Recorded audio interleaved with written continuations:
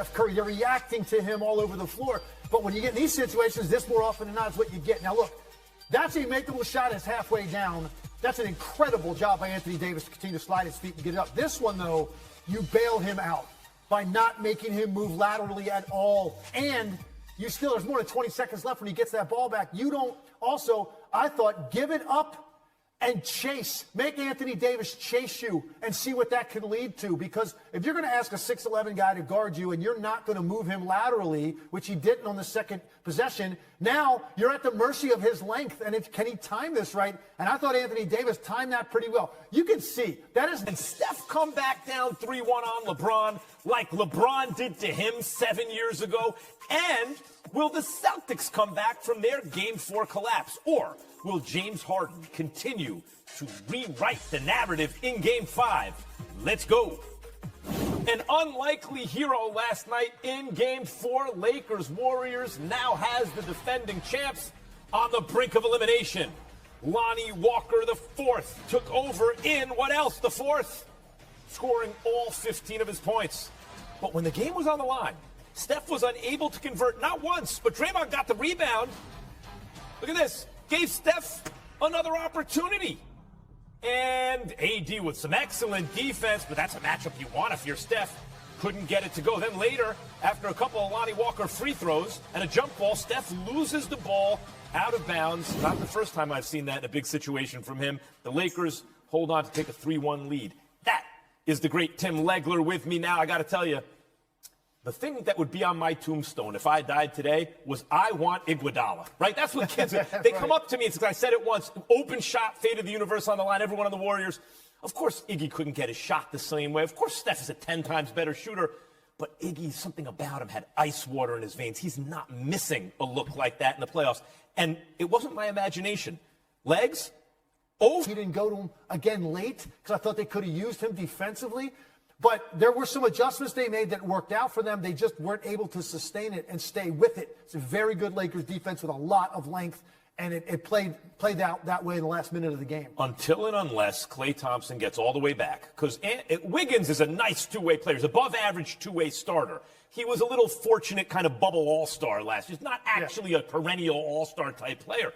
Steph is really without a really crime partner until and unless Klay gets all the way back. Role players are going to have to step up. It's time for a prop quiz. Looking ahead to tonight's Suns versus Nuggets game. First up, Legs, will KD score over or under 31.5 points? I like over still, and I still say it. You know, Kevin Durant, think about how many games the Suns have played down the postseason. He's really been outshined by Devin Booker almost every night. It's bound to happen that it's Kevin Durant's story. Tonight might be that story, so I think over 31.5. I love it. Next up, will Devin Booker, who's on a tear, unlike anything since MJ, but with more efficiency, over or under 30.5 points. Put any number you want out there. Who's saying under on Devin Booker right now? I don't care what the number was. The way this guy is playing with this in my face, he tried to mix him up the first time. Davis recovered. The second time he got it back, he bailed him out by shooting a static shot. But watch this first one, Max. I just want to walk through this. Yeah. Watch Anthony Davis when right about here. His hips are facing away from Curry. Most big guys are going to give up on the play at that point. He takes a stride contest. Now when it comes back out, that long arm is out in front of him. See, Curry, he just backs him up a little, and then he himself backs up, taking his momentum away from the basket over a guy that long. Very difficult shot, even by his standards. So I love what you're saying. Like, the short of that was great detail. AD played great defense in the moment of truth. It was like clutch defense in a very difficult situation for him. Because that's the matchup you want. A big, I don't care how long and nimble, a ball handler, shooter like Steph with a big on the perimeter. So amazing clutch defense by AD. But it beat the offense of Steph there. For whatever reason. He carried a lot of the load. As you said, that offense is more stagnant. That's not the best Steph. He beat.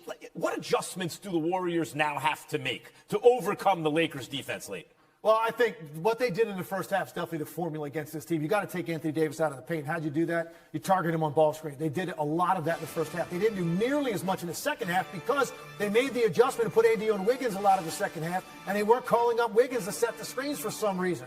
Right? They want certain guys setting the screen, and that's how you get Anthony Davis involved in those ball screens. And they were not only going by him off the dribble, they were moving the ball taking quicker shots when Anthony Davis was still lifted above the foul line. They got to work under any number. And finally, will Nikola Jokic go for over or under 53.5 combined points, assists, and rebounds? I'm going to say under for this reason. Combined? For this reason. Here's why. You're talking about basically a 30, 15, and 9 night. Right? It's a monster night. And here's why I say under. I think this game is going to be more about Jamal Murray. Jamal Murray game? I think this is a Jamal Murray game, particularly with what Devin Booker has done in this series. And now you're going back home. This could be, a 35, 40-point Murray night, which will take away some of the scoring opportunities from Jokic. Not like he hasn't done that in the past. And the shove heard round the world involved Nikola Jokic. Pushed Suns owner Matt Ishbia during Game 4 on Sunday night. There will be no suspension for the two-time MVP, Jokic, but the league did assess a $25,000 fine for Jokic, not for the owner who held on to the ball and made contact first, but to Jokic. All right, our basketball power index really like get Game 5 back home at Ball Arena. I got to tell you something, Legs, and look, I have a lot of respect for what KD is doing. I didn't understand it at first, and I thought, impose yourself, KD, come on. But I think what he recognized was this. Even though at any given possession, KD is more likely to score than Booker, let's say, when KD is on the floor, Booker is the most likely to score because of the gravity, right? And so he's recognized that and fed Booker. But the upshot is his numbers aren't incredible, and meantime, Jokic's are. And it seems to me what we could be watching in this series, if Denver advances and Jokic has monster games, is that the sense coming out of this will be actually maybe Jokic. I know, Giannis and Steph, but I mean when he's healthy. I think KD's generally still recognized when he's healthy as the best guy. Jokic could take that from him here, Tim. You walk onto a playground right now, and all the guys you just mentioned are lined up. KD. Who you pick? You pick Jokic over Giannis? I'm not sure you would. No. Right, so that's my point. No, yes, when you say it like that, yes, you completely obliterated the theory. But I mean, there's going to be a sense, I think, right. that the best overall player, the irony is he didn't win the MVP this year after winning it twice. He's never considered the best in the world. But if he gets his team to the promised land, maybe he will be. Yeah, maybe. And also, I will say this about him, and I have no problem if by the way, anybody wants to say they'd take Jokic first. I'm cool with that. That's definitely a debate, and that's all it is. Nobody's definitively right in this conversation.